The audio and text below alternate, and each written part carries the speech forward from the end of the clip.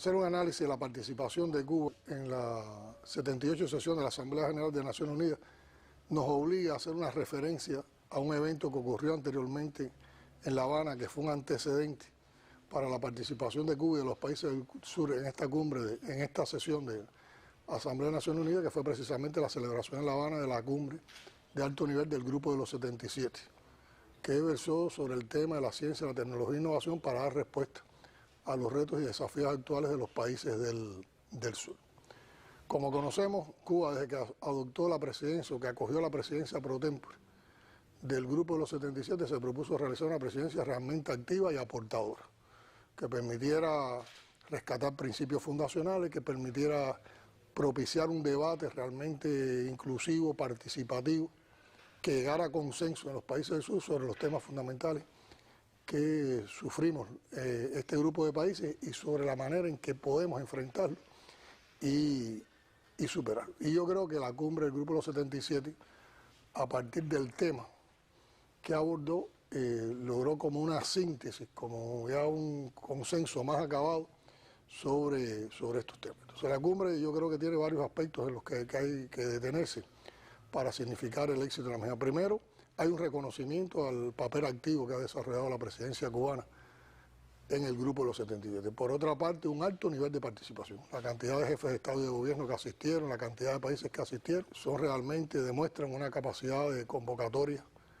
alta y de alta participación, lo cual ya no es común en las cumbres y en los eventos internacionales que se desarrollan, sobre todo después de la pandemia. Por otra parte, estuvieron presentes los principios fundacionales del Grupo de los 77. Yo creo que fue un tema original, un tema necesario, pero un tema original, un tema que no siempre es el que es tratado en un evento de este tipo y al que tenemos derecho los países del sur, porque también en el acceso al conocimiento, en el acceso a las tecnologías, hay muchas brechas que hay que resolver y que están implicadas entonces con todas las problemáticas que viven nuestros países. Yo creo que hay dos elementos de consenso fundamentales en la cumbre de los 77. Se reconoció como hechos fundamentales que provocan los problemas que estamos enfrentando, el orden económico internacional totalmente injusto, no inclusivo, antidemocrático, que impera y que por lo tanto crea brechas entre norte y sur. Aleja cada vez más a los países en desarrollo de esa posibilidad de desarrollo, hace más ricos a los ricos y más pobres a los pobres. Y el otro elemento es que se define bien que la problemática que hoy más afecta a la humanidad es una crisis climática. Ya no solo se habla de cambio climático, sino que se habla de una crisis climática. Y a partir de estos dos elementos, digamos, son transversales en la situación de los países del sur, se empiezan entonces a distinguir las brechas que existen en el desarrollo entre norte y sur. Y además en la cumbre se hacen propuestas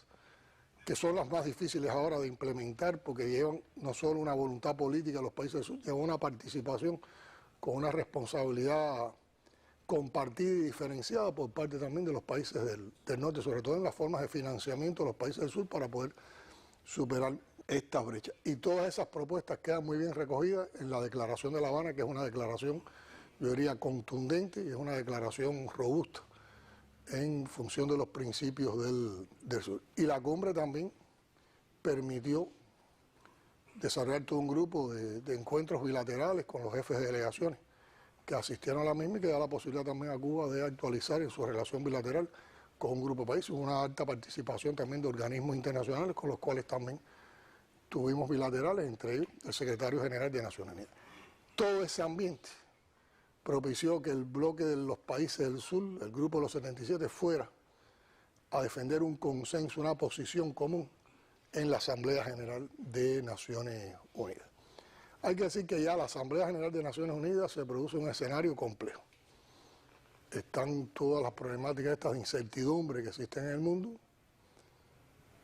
Uno ve que hay mucho impacto en Estados Unidos ante el desarrollo de China y el papel que juega Rusia hoy en el campo internacional. Yo diría que incluso en algunas personas se manifiesta, en algunas entidades se manifiesta temor ante estos países, también como parte de toda la manipulación mediática que ha existido alrededor de esto. Nosotros percibimos que la presencia de Cuba molestó a instituciones del gobierno norteamericano que trataron de presionar a personas para que no se encontraran con la delegación cubana, que trataron de boicotear los programas de actividades que de manera intensa desarrolló la delegación cubana. Pudimos apreciar también una contrarrevolución vulgar,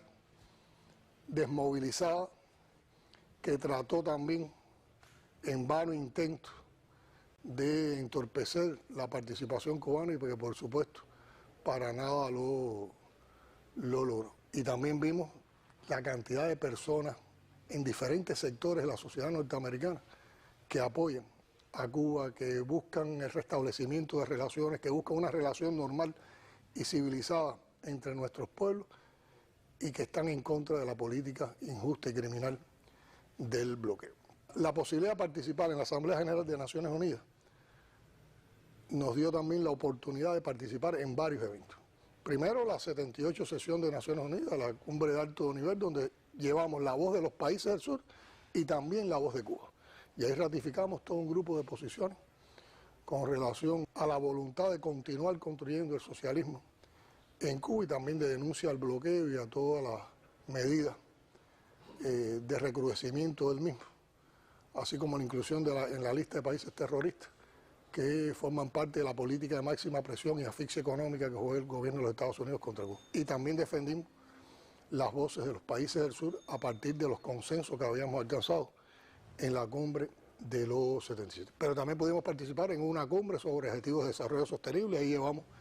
la voz del sur, participamos en un debate sobre financiamiento al desarrollo y ahí también llevamos la voz del sur, participamos en un debate sobre ambición climática y también ahí llevamos la posición del sur y también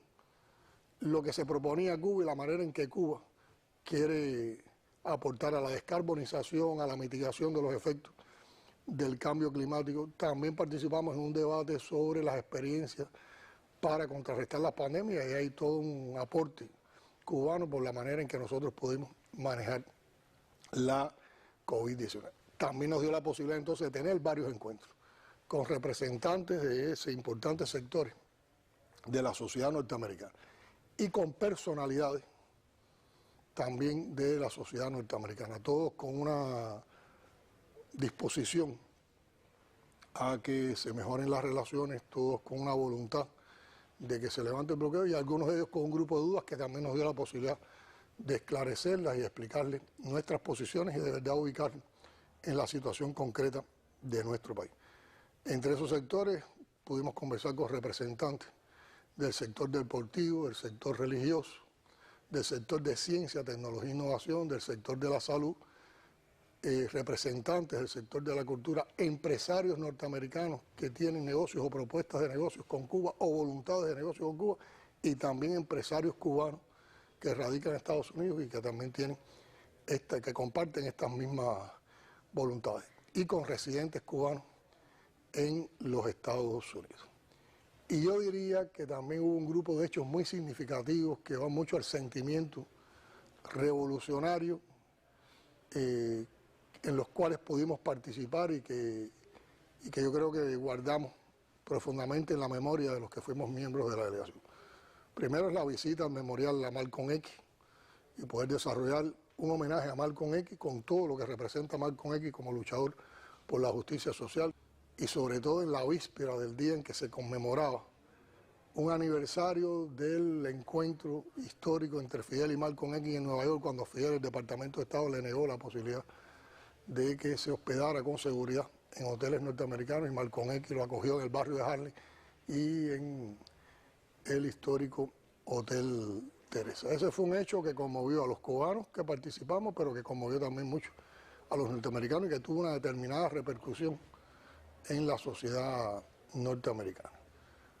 Visitamos la iglesia de la Transfiguración. Esa es una comunidad que fundó el padre cubano Félix Varela. Ahí se le reconoce una importante labor como intelectual,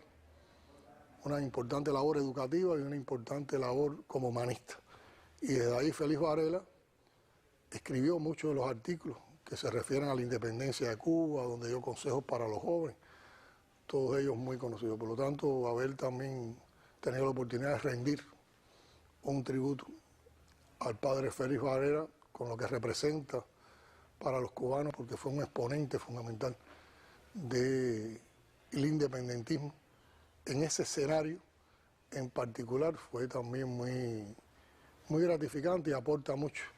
en el acervo histórico, en el acervo cultural de todos nosotros. Visitar el People Forum, la sede del People Forum, una sede para un grupo de jóvenes norteamericanos, defensores del socialismo, amantes de las ideas del socialismo, estudiosos de las ideas del socialismo y que desarrollan todo un grupo de campañas también en función de la justicia social, del mejoramiento humano y que son muy activos en la defensa de Cuba en los propios Estados Unidos. Y yo creo que la visita cerró con broche de oro, con sábado por la noche, en un teatro de una entidad pública de los Estados Unidos, una concentración de más de 700 norteamericanos en una noche lluviosa, además, en solidaridad con la Revolución Cubana y la Revolución Bolivariana de Venezuela. Y también fue otro momento donde pudimos expresar nuestra idea y agradecer a esos sectores del pueblo norteamericano que apoyan la lucha del pueblo cubano por todo ese apoyo. Yo creo que en síntesis estos elementos que tienen que ver con la manera en que participamos en todo un grupo de momentos demuestran la connotación de la visita, lo importante de la visita para levantar nuestra voz, para levantar la voz del sur y para romper el aislamiento al que nos quieren someter como pueblo y como revolución. Yo creo que de eso salimos fortalecidos, salimos también reforzados en nuestras convicciones. Y bueno, al llegar a Cuba, las situaciones de emergencia que estamos viviendo en estos momentos y que vamos a enfrentar también con toda madurez, con toda inteligencia, con toda valentía para superarla y evitar que se nos sigan complicando las situaciones que chocan tan adversamente en la vida de las cubanas y los cubanos todos los días, producto fundamentalmente del recrudecimiento del pueblo. Yo creo que con esto es en síntesis los elementos valorativos sobre la participación de Cuba en la Asamblea General de Naciones Unidas.